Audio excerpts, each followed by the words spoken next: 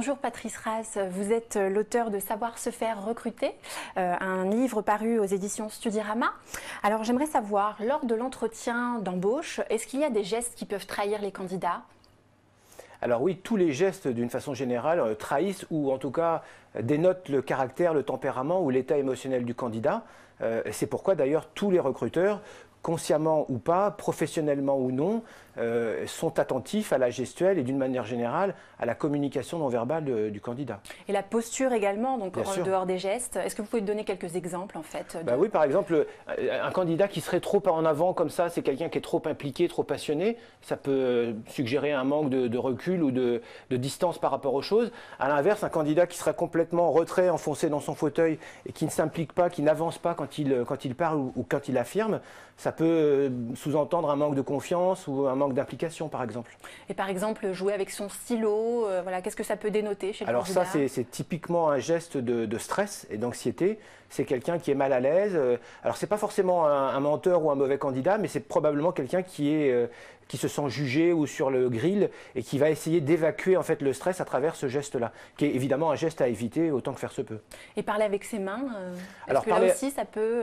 Alors oui et non, parler avec ses mains c'est naturel, je crois qu'on parle avec les mains et avec les bras aussi. Des fois je fais la démonstration suivante de quelqu'un qui serait complètement attaché au niveau des corps et qui ne laisserait que les mains parler. Ça serait complètement ridicule. Donc c'est en fait à la fois les mains et les bras, mais aussi le buste qui va justement, de manière très subtile, accentuer le message d'une façon ou d'une autre. Donc moi je crois qu'il faut laisser les mains parler parce qu'elles le savent très bien, sans tomber bien entendu dans les excès.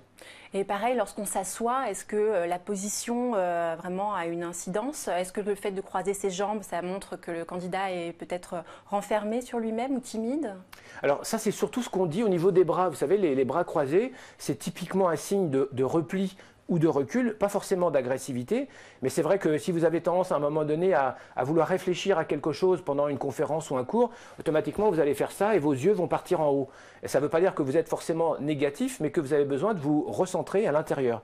Maintenant, un candidat qui serait tout le temps en train de faire ça, évidemment, ça prouverait qu'il n'est pas vraiment présent dans l'entretien et vis-à-vis de son interlocuteur. Donc, ça pourrait aussi dénoter évidemment des tendances soit introverties à l'extrême, soit encore une fois, quelqu'un qui n'est pas présent et qui est certainement pas ou peu impliqué.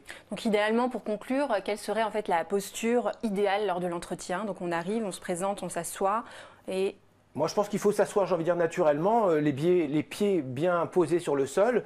Le fait de les croiser, ça peut être un signe de détente, mais j'ai envie de dire, ça peut aussi dénoter à l'extrême quelqu'un qui veut paraître détendu et qui ne l'est pas. Et notamment, ça va se voir parce que la personne va se sentir mal à l'aise, elle va bouger, donc ça va produire le contre-effet comme d'habitude. Donc ça ne sert à rien de cacher les choses, il faut s'installer et puis attendre les questions qui viennent en général assez vite, et puis après réagir et laisser son corps au service du message.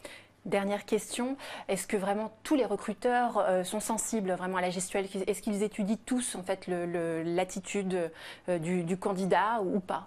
Alors il y a deux questions, donc il y a deux réponses. Est-ce qu'ils sont sensibles ? Oui, tous, parce que tous les êtres humains, recruteurs ou pas, sont sensibles à la communication non verbale.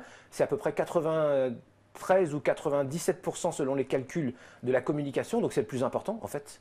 Même si bon, dans un recrutement, c'est moins vrai parce que la nature des réponses va prendre un peu le pas. Donc oui, tous les recruteurs y sont sensibles, mais non, tous les recruteurs ne sont pas formés forcément à cette discipline, qui est relativement récente, pour laquelle il y a peu de formation. Il y a pas mal de livres maintenant, mais il y a très peu de formation et surtout ciblée sur le recrutement.